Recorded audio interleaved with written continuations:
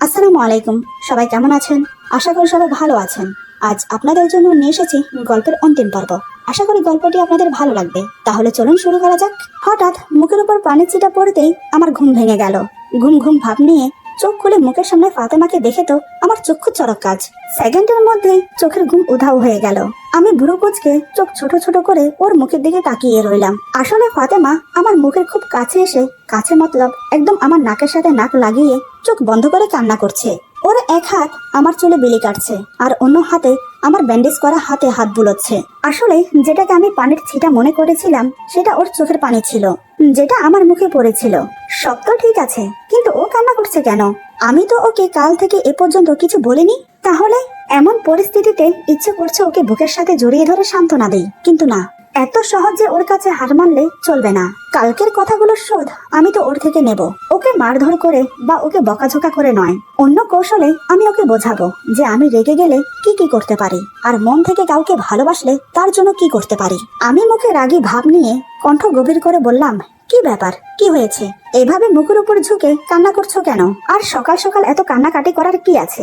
হয়েছেটা কি শুনি? ফাতেমা বুঝতে পারেনি আমি ঘুম থেকে উঠে গেছি। আচমকা আমার কথা শুনে চট করে মাথা তুলে আমার চোখে সোজা দৃষ্টি রাখে। কান্না করতে করতে চোখ লাল করে ফেলেছে। কখন থেকে কান্না করছে কে জানে। আমি বললাম, দেখি সরো, আমাকে উঠতে দাও। ফাতেমা বলে, না, আগে বলুন আপনি আমাকে ক্ষমা করেছেন। আমি বললাম, সকাল সকাল এসব কি হচ্ছে ফাতেমা? নিচে সবাই নিশ্চয়ই আমাদের জন্য ওয়েট করছে। সরো, আমাকে উঠতে দাও, ওয়াশরুমে যেতে হবে। ফাতেমা বলে, কিন্তু আপনি ওয়াশরুমে গিয়ে ফ্রেশ হবেন কি করে? আপনার দুই হাতে তো ব্যান্ডেজ করা। আমি বললাম, যেভাবে হোক করে নেব, আমাকে নিয়ে তোমার চিন্তা করতে হবে না।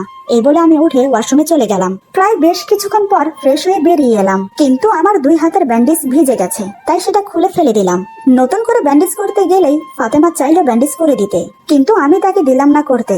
আমার এমন ব্যবহারে সে বুঝতে পারলো আমি এখনো প্রচুর রেগে আছি। তারপরও সে হাল ছাড়লো না। সে যে এইবারের নতুন বউ এটা সে ভুলেই গেছে। সে নিচে গিয়ে কাজের বউকে বলে এলো উপরে নাস্তা দিয়ে যেতে। এদিকে আমি হাতের ব্যান্ডেজ করে ঘড়ির দিকে তাকিয়ে দেখি দিনের 10:30 বাজে। এতক্ষণে নিশ্চয় সবার নাস্তা হয়ে গেছে। অন্যদিকে সকালে নাস্তার টেবিলে আমাদেরকে না দেখে ফাতেমার মা বলে, কি ব্যাপার ভাইসাব, এরা কি এখনো ঘুম থেকে ওঠেনি? কাকা বলে, সারা রাত ঘুম গেলে তো ওরা ঘুম থেকে উঠবে। আপনি হয়তো জানেন না, কাল ওরা এই বাড়িতে ছিল না। রাতে ওরা আমাদের অন্য বাড়িতে চলে গিয়েছিল। ফজরের আজানের সময় বাড়ি ফিরেছে দুজন। কাকার মুখে এই কথা শুনে ফাতেমার মা তো অবাক হয়ে যায়। এমন কথা শোনার পর আর কোনো প্রশ্ন করার থাকে না, তাই চুপচাপ নাস্তা করে নেয়। নাস্তা শেষ করে ফাতেমার মা বলে, আমি বলছিলাম কি, আমার এখন এখান থেকে যাওয়া উচিত। মেয়ের শ্বশুর বাড়িতে এভাবে থাকা ঠিক না, আর এমনিতেও ওদিকের অনেক কাজ ফেলে এসেছি আমি। কাকা বলে, মেয়েকে বিয়ে দেওয়ার পর আপনি একা গ্রামের বাড়িতে থেকে কি করবেন? তার চেয়ে ভালো আপনি মেয়ের সাথে এখানেই থাকতে পারেন, এতে আমাদের কোনো আপত্তি নেই। ফাতেমার মা বলে, না না ভাই সাহেব, এটা হয় না। মেয়ে বিয়ে দিয়ে মেয়ের শ্বশুর বাড়িতে থাকা এটা খুব খারাপ দেখায়, তাই আমাকে বাধ্য করবেন না। আর যখন মেয়েকে দেখার মন চাইবে তখন তো আমি আসতেই পারবো এখানে। কাকা বলে, ঠিক আছে, আপনি যেমন মনে করেন, তবে আরো কয়েকটা দিন থেকে যান, ফাতেমার জন্য হলেও। ফাতেমার মা ঠিক আছে বলে উপরে চলে গেল। এদিকে ফাতেমার রুমে আসার কিছুক্ষণ পর নাস্তা দিয়ে গেল কাজের বুয়া। ফাতেমা প্লেটে নাস্তা বেড়ে হাতে করে পরোটা আর আমলেট কিছুটা নিয়ে আমার মুখের সামনে ধরে বলে, হাঁ করুন। আমি বললাম, আমি খাবো না, আমার খিদে নেই। ফাতেমা বলে, খিদে নেই বললেই হলো? সকাল 10:30 বাজে, এতক্ষণে নিশ্চয়ই আপনার খিদে পেয়েছে, প্লিজ খাবারটা খেয়ে নিন। আমি বললাম, কেন জোর করছো? বললাম তো আমার খিদে নেই। ফাতেমা বলে, আমি জানি আপনার খিদে লেগেছে, কিন্তু আমার উপর রাগ করে খাচ্ছেন না। সরি বললাম তো, পায়ে ধরেও তো ক্ষমা চেয়েছি, ক্ষমা করে দিন না। আর কখনো আমি আপনার মুখে মুখে তর্ক করব না, কথা দিচ্ছি। আমি বললাম, সত্যি বলছি, আমার খিদে নেই, বরং তুমি নাস্তা করে নাও, তারপর তোমাকে নিয়ে নিচে যাব। কাকা আর মা নিশ্চয়ই নিচে আছে। আমার কথা শুনে ফাতেমা একটু ঘাবড়ে যায়। ফাতেমা বলে, কেন, উনাদের কাছে কেন যাবেন? আমি বললাম, ওনাদের সাথে কথা আছে আমার। ফাতেমা বলে, কথা? কিসের কথা? আমি বললাম, সেটা সেখানে গেলেই শুনতে পাবে। ফাতেমা বলে, আমি যাব না, আমি জানি কি বলার জন্য আপনি কাকা ও মায়ের কাছে যাবেন। আমি বললাম, জানলে তো ভালো কথা, এখন তাড়াতাড়ি নাস্তা করে নাও। ফাতেমা বলে, তাহলে আপনি ডিসাইড করে নিয়েছেন? আমি বললাম, হ্যাঁ করে নিয়েছি। ফাতেমা বলে, আমার কথার কি কোনো মূল্য নেই? আমি বললাম তো আমার মুক্তি চাই না। এই বলে নাস্তার প্লেট সব গুছিয়ে এক সাইড করে রেখে হঠাৎ আমি কিছু বুঝে ওঠার আগেই ফাতেমা এসে আমার গলা শক্ত করে জড়িয়ে ধরে কান্নায় ভেঙে পড়ে। কান্না করছে আর বলছে, আমাকে ক্ষমা করে দিন, আমি আর কখনো এমন বলবো না। আপনি জানেন, বিয়ের পর একটা মেয়ের স্বামী সবকিছু। স্বামী যেমনই হোক না কেন তাকে মন দিয়ে আগলে রাখে। আপনি একবারও কি আমার কথা ভেবেছেন? আপনি যদি আমাকে এখন ছেড়ে দেন তাহলে আমার কি হবে? আমার মার মান সম্মান ধরে মিশে যাবে। তিনি আমার মুখ পর্যন্ত দেখবেন না। পরশুদিন রাতে আমাদের বিয়ে হয়েছে, মাঝখানে একটা দিন পার হয়েছে, আর আজ আপনি আমাকে ছেড়ে দেবেন? এসব শুনে লোক কি বলবে? তার যে ভালো একটা কাজ করুন, আমাকে আপনি মেরেই ফেলুন, সেটা ভালো হবে। এদিকে ফাতেমার কথা শুনে আমার বুকের ভেতরটা দুমড়ে মুচড়ে যাচ্ছে। ওকে আমি যে আর কাঁদাতে পারছি না, আর যে পারছি না ওর কান্না দেখতে। অনেক হয়েছে রাগ করার অভিনয়, আমি আর পারবো না ওকে কষ্ট দিতে। এবার আমি দেরি না করে ওকে আমার কোলে বসিয়ে বুকের সাথে জড়িয়ে নিলাম। আমি বললাম, সরি বেবি, আমাকে ক্ষমা করে দাও তোমাকে কাঁদানোর জন্য। এখন চুপ হয়ে যাও। ফাতেমা বলে, আগে বলুন আপনি আমাকে ক্ষমা করেছেন? আমি বললাম, করেছি। তবে আগে বলো, আর কখনো এমন কথা বলবে? ফাতেমা বলে, না, যে কথায় আপনাকে কষ্ট দেয় তেমন কথা আমি কখনো বলবো না। আমি বললাম, আর কখনো আমার কাছ থেকে মুক্তি চাইবে? ফাতেমা বলে, না। আমি বললাম, আমাকে স্বামী হিসেবে মানো? ফাতেমা বলে, মানি। এবার আমি ফিসফিস করে বললাম, ভালোবাসো আমাকে? ফাতেমা কোনো কথা না বলে আমার গলা আরো শক্ত করে জড়িয়ে ধরলো। মুখে না বলে বোঝাতে চাইলো যে সেও আমাকে ভালোবাসে। আমি বুঝেও না বোঝার ভান করে বললাম, তার মানে তুমি আমাকে ভালোবাসো না? ঠিক আছে, কোনো সমস্যা না। বউ যখন হয়ে গেছো তখন আস্তে আস্তে ভালোবাসাটাও হয়ে যাবে। আচ্ছা, তুমি কি করে ভাবলে যে আমি তোমাকে ছেড়ে দেব? ভুলে যেও না ফাতেমা, তুমি বাইরের কেউ নাও। তুমি আমার স্ত্রী, আমার অর্ধাঙ্গিনী, আমার পথ চলার সঙ্গী। তোমাকে ছাড়ে কি করে বলো তো? ফাতেমা বলে, তাহলে আপনি কাকা আর মায়ের কাছে কেন যাবেন বলছেন? আমি বললাম, কেন আবার? তোমার পড়াশোনা কন্টিনিউ করতে হবে না? তুমি কি পড়াশোনা করতে চাও না? ফাতেমা এবার আমার বুক থেকে মাথা তুলে অবাক হয়ে আমার মুখের দিকে তাকিয়ে বলে, আপনি আমাকে পড়াশোনা করতে দেবেন? আমি বললাম, কেন দেব না, অবশ্যই দেব। এমনকি আমি তোমাকে প্রতিদিন কলেজে দিয়ে আসবো, নিয়ে আসবো। এখন কি কলেজে যাওয়ার মন আছে? ফাতেমা বলে, আপনি অনুমতি দিলে নিশ্চয়ই যাব, যদি কাকা যেতে না দেয়। আমি বললাম, তুমি এখন কাকাকে গিয়ে বলো যে আমি কলেজে যাব, তখন দেখো কাকা কি করে।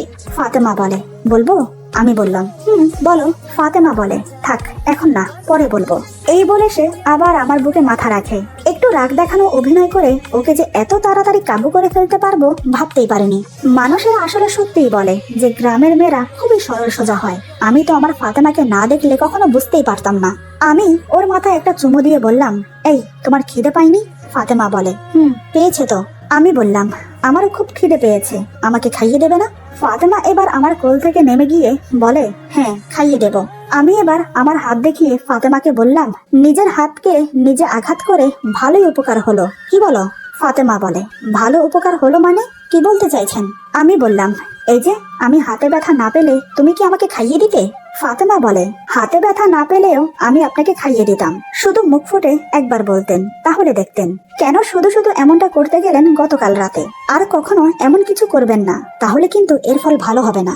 আমি বললাম, এই, তুমি কি আমাকে শাসাচ্ছ? ফাতেমা এবার আমার কাছে এসে আমার মুখের কাছে ঝুঁকে আমার চোখে চোখ রেখে বলে, হ্যাঁ, শাসাচ্ছি। যদি আর কখনো এমন করেন না তাহলে। আমি বললাম, তাহলে কি? ফাতেমা বলে, তাহলে এটা করব। এই বলে সাথে সাথে আমার হাত ধরে ব্যথা পাওয়ার স্থানে জোরে টিপ দিল। আমি তো ব্যথায় কুকিয়ে উঠে বললাম, উফ, কি করছো? লাগছে তো। ফাতেমা বলে, আর কখনো করবে না এমন? আমি বললাম, না, করব না, ছাড়ো। ফাতেমা ছেড়ে দিয়ে বলে, মনে থাকে যেন। আমি হাত ঝাঁকাতে ঝাঁকাতে বললাম, উফ, কি ডাকাত মেরে বাবা। ফাতেমা বলে, ডাকাতের এখনো কি রেখেছেন? আস্তে আস্তে সব টের পাবেন। এখন চুপচাপ এক জায়গায় বসুন, আমি খাবার খাইয়ে দেই। আমি আর কথা না বাড়িয়ে ফাতেমার দেওয়া খাবার খেতে লাগলাম। আমাকে খাওয়াতে খাওয়াতে ফাতেমা বলে, আমার আংটি আর নূপুর কোথায়? আমি বললাম, কোথায় আবার? ওই বাসায়। ফাতেমা বলে, আচ্ছা, পরে আনা যাবে। আমি বললাম, আসলে মনে মনে একটা প্ল্যান করেছি, ওকে একটা সারপ্রাইজ দেব। খাওয়া দাওয়া শেষ হলে ফাতেমা প্লেট গুছিয়ে নিচে চলে গেল। এই সুযোগে আমি স্বপনের সাথে একটু কথা বলে নিলাম। রাতে ফাতেমার জন্য সারপ্রাইজ আছে। সারাদিন আর বাসা থেকে বের হলাম না। সন্ধ্যার দিকে আমি নিচে যেতেই কাকা আমাকে দেখে বলে, কিরে, তোর হাতে কি হয়েছে? আমি বললাম, ওই একটু লেগে গেছে। কাকা বলে, লেগে গেছে মানে? দুই হাতে একসাথে কিভাবে লাগে? আচ্ছা, যাই হোক, তুই কি কোথাও বেরোচ্ছিস? আমি বললাম, হ্যাঁ, একটু ওই বাসায় যাব, ওখানে কিছু জিনিস রয়ে গেছে, সেগুলো আনতে। কাকা বলে, তাহলে ফাতেমাকেও সাথে নিয়ে যা, নয়তো মেয়েটা এখানে একা একা বোর হবে। আমি তো এটাই চেয়েছিলাম, ভালোই হলো। আমি বললাম, ঠিক আছে। এই বলে উপরে গিয়ে ফাতেমাকে নিয়ে বেরিয়ে পড়লাম। ওকে নিয়ে বেরিয়ে একটু ঘুরে ফিরে ফুচকা চটপটি খাইয়ে তারপর ওকে নিয়ে ওই বাসায় গেলাম। তাও আবার স্বপন ফোন করার পরে। এমনটাই প্ল্যান ছিল। ওদিকে স্বপন আমার কথা মতো সবকিছু রেডি করে আমাকে ফোন দিয়ে চলে গেল। আমি বলেছিলাম ওকে থাকার জন্য। বজ্জাতের হাড্ডি বলে কি, আমি ভাই কাবাবের মধ্যে হাড্ডি হতে চাই না, এনজয়। যাই হোক, আমি গাড়ি নিয়ে বাড়ির ভেতর প্রবেশ করলাম। গাড়ি থামতেই ফাতেমা গাড়ি থেকে নামতে চাইলো। আমি বললাম, এই একদম গাড়ি থেকে নামবে না। ফাতেমা বলে, কেন? আমি বললাম, সবকিছুতে কেন কেন করতে নেই, যখন যা বলবো তখন তাই শুনবে, বুঝেছো? এই বলে আমি নেমে এসে গাড়ির দরজা খুলে ওকে পাজা কোলে করে বাড়ির ভেতর নিয়ে গেলাম। তবে বেডরুমে নয়, অন্য একটা রুমে নিয়ে গিয়ে খাটে বসিয়ে দিলাম। ফাতেমা বলে, ও এই ছিল আপনার মনে? আমি বললাম, আমার মনে আরো অনেক কিছু আছে ম্যাডাম, মাত্র তো শুরু করলাম। এই বলে আমি টি টেবিলের ড্রয়ার থেকে আংটি আর নুপুর নিয়ে ওর পাশে গিয়ে বসলাম। তারপর ওর সামনে আংটি আর নুপুর রেখে বললাম, এই নাও তোমার আংটি আর নুপুর। ফাতেমা বলে, এগুলো কে পরিয়ে দেবে আমাকে? আমি বললাম, কেন আমি? ফাতেমা বলে, তাহলে সময় নষ্ট করছেন কেন, পরিয়ে দিন আমাকে। আমি বললাম, জো হুকুম মহারানী। এই বলে আমি ওকে আংটি আর নুপুর পরিয়ে দিলাম। এরপর ওর হাতে একটা চুম্বন করলাম। ফাতেমা বলে, পায়ে কে করবে? আমি বললাম, আবার পায়েও করতে হবে? ফাতেমা বলে, কেন? কাল তো ভালোবেসে সবই করেছিলেন, আজ সেই ভালোবাসা কোথায় উধাও হয়ে গেল? আমি বললাম, আরে আরে রাগ করে না। এই বলে ওর পায়ের পাতায় কিস করলাম। আমি বললাম, এবার হয়েছে? ফাতেমা বলে, হয়েছে। আমি বললাম, এবার বলো, এই আংটি আর নুপুর তোমার পছন্দ হয়েছে? ফাতেমা হাতের রিং ঘোরাতে ঘোরাতে বলে, খুব পছন্দ হয়েছে। আমি জোরে একটা নিঃশ্বাস ফেলে বললাম, যাক, তোমার তো পছন্দ হয়েছে, তাতেই চলবে। এই বলে ওর হাতে একটা চুমো খেলাম। ফাতেমা আমাকে বাধা দিল না, সে শুধু চোখ বন্ধ করে নিল। আমি বললাম, তুমি আমার সাথে অন্যায় করেছো, তার শাস্তি তো তোমাকে পেতে হবে। আচমকা এমন কথায় ফাতেমা ভেবাচাকা খেয়ে যায়। ফাতেমা আমতা আমতা করে বলে, অন্যায় করেছি মানে? আমি বললাম, অন্যায় করেছো বই কি। কাল কত সুন্দর ফুল দিয়ে সাজানো বাসর ঘরে তোমাকে আদর করতাম, আর তুমি কি করলে? ফাতেমা বলে, বারে, আমার কি দোষ? আপনাকে দেখলেই তো আমার ভয় লাগে, তাতে আমি কি করব? আমি বললাম, তো ম্যাডাম এখন কি আপনার ভয় কেটেছে? ফাতেমা বলে, আমি বললাম, আর আমাকে দেখলে চেঁচামেচি বা উল্টোপাল্টা কথা বলবেন? ফাতেমা বলে, না। আমি বললাম, তাহলে এখন আপনাকে নিয়ে আধুরা বাসর রাত আজ পূরণ করতে পারি? ফাতেমা বলে, কিন্তু আপনি আমাকে আপনি আপনি বলছেন কেন? আমি বললাম, তো কি বলবো? ফাতেমা বলে, কি বলবেন মানে? আমার নাম ধরে বলবেন। আমি বললাম, তুমি এখন মিসেস মাহির। ফাতেমা তো বলা যাবে না। তা মিসেস মাহির, তাহলে এখন আপনাকে নিয়ে বাসর ঘরে ফেরা যাক, কারণ ফুল দিয়ে সাজানো খাট যে আপনার আর আমার জন্য অপেক্ষা করছে। আমার কথা শুনে ফাতেমা আর হাসি থামিয়ে রাখতে পারলো না, ও ফিক করে হেসে দিল। ওর হাসি দেখে আমি তো পুরোই ফিদা। মেয়েটি এত সুন্দর হাসে যে কি বলবো আপনাদের। এতদিনে আমি এই প্রথম ওর হাসি দেখলাম। আমাকে অবাক হয়ে তাকিয়ে থাকতে দেখে ফাতেমা লজ্জা পায়। ফাতেমা বলে, আপনি অমন করে তাকিয়ে আছেন কেন? আমি বললাম, তাকিয়ে থাকবো না? এই প্রথম তোমাকে হাসতে দেখছি, এত তাড়াতাড়ি থেমে গেলে কেন? তুমি জানো হাসলে তোমাকে খুব সুন্দর লাগে। ফাতেমা বলে, দূর ছাই, মেকআপ করেছি তো তাই আপনার কাছে আমার হাসি সুন্দর লাগছে। আমি বললাম, তুমি হয়তো জানো না, মেকআপ ছাড়াও তুমি খুব সুন্দরী, তোমার মেকআপ করার কোনো প্রয়োজন নেই। বিনা মেকআপে প্রথম যেদিন তোমাকে দেখেছি সেদিন আমি তোমার উপর ফিদা হয়ে গেছি। কিন্তু কি বলবো, আমাদের ভাগ্য আমাদেরকে অন্যভাবে মিলিয়েছে। তারপরও তোমাকে আমার করে পেয়েছি, এটাই অনেক। আর বাকি রইল কাকা, সে তো তোমাকে প্রথম দেখাতেই আমার বউ হিসেবে তোমাকে পছন্দ করেছে। তুমি কি ভেবেছো তোমার সাথে অন্যায় করেছি বলে তোমার সাথে আমার বিয়ে দিচ্ছে? না, আমার বউ হিসেবে তোমাকে পছন্দ করেছে কাকা। যে কোনো কিছুর বিনিময়ে সে তোমাকে আমার বউ বানিয়ে ছাড়তো, বুঝেছো তুমি? ফাতেমা যেমন লজ্জা পেল তেমন অবাক হলো। তার মানে কাকা? আমি ফাতেমার হাত শক্ত করে ধরে বললাম, ফাতেমা, তোমার কাছে আমার বেশি কিছু চাওয়ার নেই, শুধু আমার দুটো চাওয়া আছে তোমার কাছে। ফাতেমা বলে, কি? আমি বললাম, প্রথম চাওয়া হলো তুমি আমাকে ছেড়ে কখনো যাবে না, আর দ্বিতীয় চাওয়া হলো আমার কাকাকে কখনো অবহেলা করবে না। সে আমার মা বাবা সবকিছু। তুমি জানো আমার জন্য তিনি বিয়ে পর্যন্ত করেননি। আমার যাতে কোনো কিছুতে অসুবিধা না হয় সেদিকে সবসময় খেয়াল রাখতো। কথা দাও? ফাতেমা আমার হাত শক্ত করে ধরে বলে, কথা দিলাম, কাকাকে আমি কখনো অবহেলা করব না। উনি যেভাবে বলবেন সেভাবেই চলবো, কথা দিচ্ছি। আমি বললাম, আর আমাকে ছেড়ে যাবে না তো? কারণ কি জানো, তোমার আমার বয়সে অনেক পার্থক্য। কখনো যদি তোমার মনে হয় আমি তোমার পাশে বেমানান, তখন কি তুমি আমাকে ছেড়ে চলে যাবে? আমার করুণ অসহায় মুখ দেখে ফাতেমা আমার হাত শক্ত করে ধরে বলে, আমি জানি আমি যেতে চাইলেও আপনি আমাকে যেতে দেবেন না, তাই আমি আপনাকে ছেড়ে যাব না কখনো, কথা দিচ্ছি। আমি বললাম, সত্যি যাবে না তো? ফাতেমা বলে, না, যাব না। আমি বললাম, আমি তোমার সাথে যে অন্যায় করেছি সেটা ক্ষমার অযোগ্য। তুমি কি পারবে আমাকে ক্ষমা করতে? তুমি আমাকে ক্ষমা না করলে যে আমি নিজেকে নিজে ক্ষমা করতে পারবো না। ফাতেমা বলে, আপনার আর আমার মাঝে আগে যা হয়েছে সবটাই একটা ভুল বোঝাবুঝির জন্য হয়েছে। সেসব নিয়ে যদি বসে থাকি তাহলে জীবন পেরিয়ে যাবে, আর সংসার করা হবে না। তাই আমি ওসব ভুলে নতুন করে জীবন শুরু করতে চাই। আপনি পারবেন না আপনার দেওয়া সব আঘাত ভালোবাসা দিয়ে ভুলিয়ে দিতে? ফাতেমার কথা শুনে আমি আর নিজেকে ধরে রাখতে পারলাম না। ফাতেমাকে শক্ত করে জড়িয়ে ধরলাম বুকের সাথে। আজ ফাতেমাও আমাকে জড়িয়ে ধরেছে। এখন মনে হচ্ছে আমি পুরো দুনিয়া জয় করে ফেলেছি। আমি ওর ঘাড়ে কিস করে বললাম, হ্যাঁ পারবো। আমি যে তোমাকে ভালোবাসতে শুরু করেছি। আমার সব ভালোবাসা শুধু তোমার। আমার সজ্ঞানে আমি তোমাকে কখনো কষ্ট দেব না, কখনো তোমার চোখ থেকে পানি পড়তে দেব না। এই জীবনে তোমাকে এত ভালোবাসা দেব যাতে তুমি পরজন্মে আমাকে স্বামী হিসাবে চাও। বেশ কিছুক্ষণ আমি ওকে জড়িয়ে ধরে রাখলাম, এরপর ছেড়ে দিয়ে বললাম, আর একটা মুহূর্ত নষ্ট করতে চাই না। এই বলে ওকে পাজা কোলে করে তুলে নিলাম। ফাতেমা আমার কোলে উঠে গলা জড়িয়ে ধরে বলে, আমরা কি এখন বাসায় যাব? আমি বললাম, না, আমরা আজ রাত এখানে থাকবো। ফাতেমা বলে, তাহলে আমাকে কোলে নিয়ে কোথায় যাচ্ছেন? আমি বললাম, কোথায় যাচ্ছি একটু পরে টের পাবে, এখন চোখ বন্ধ করো। ফাতেমা বলে, কেন? আমি বললাম, এ হচ্ছে তোমার একটা সমস্যা। কিছু করতে বললেই কেন কেন করতে থাকো। এখন চুপচাপ চোখ বন্ধ করো, আর আমি না বলা পর্যন্ত চোখ খুলবে না। ফাতেমা কোনো কথা না বলে চোখ বন্ধ করে নিল। এবার আমি ধীরে ধীরে ফাতেমাকে কোলে নিয়ে আমার বেডরুমে গেলাম। ধীরে ধীরে ফাতেমাকে খাটে বসিয়ে দরজা লাগিয়ে ওর পাশে এসে বসলাম। আমি বললাম, এবার চোখ খোলো। আমার কথা মতো ফাতেমা চোখ খুলেই চারিদিকে সাজসজ্জা দেখে অবাক হয়ে দেখতে থাকে। পুরো রুম নানান ফুল দিয়ে সাজানো, পুরো খাট রজনীগন্ধা আর গোলাপ ফুল দিয়ে খুব সুন্দর করে সাজিয়েছে। শুধু তাই নয়, বালিশের উপর ছোট মাঝারি বড় টেডি বিয়ার তরে তরে সাজিয়ে রেখেছে। ঘরের কোনায় কোনায় রং বেরঙের ক্যান্ডেল জ্বলছে। খাটের পাশে টি টেবিলে ছোট বড় মাঝারি গিফট বক্স সাজিয়ে রেখেছে। পুরো রুম ফুলের গন্ধে মোমো করছে। এসব দেখে ফাতেমার তো মুখ দিয়ে কথাই বের হচ্ছে না। এমন একটা সারপ্রাইজ পাবে সে যেন ভাবতেই পারেনি। ফাতেমা এবার আমার দিকে তাকায়। আমি ভুরু নাচিয়ে বললাম, কি ম্যাডাম, কেমন সারপ্রাইজ দিলাম আপনাকে? আমার সারপ্রাইজ আপনার পছন্দ হয়েছে? ফাতেমা অবাক হয়ে বলে, এত কিছু আপনি আমার জন্য করেছেন? আমি বললাম, না, আমার আরেকটা বউ আছে না, তার জন্য করেছি। ফাতেমা বলে, এমন করে বলছেন কেন?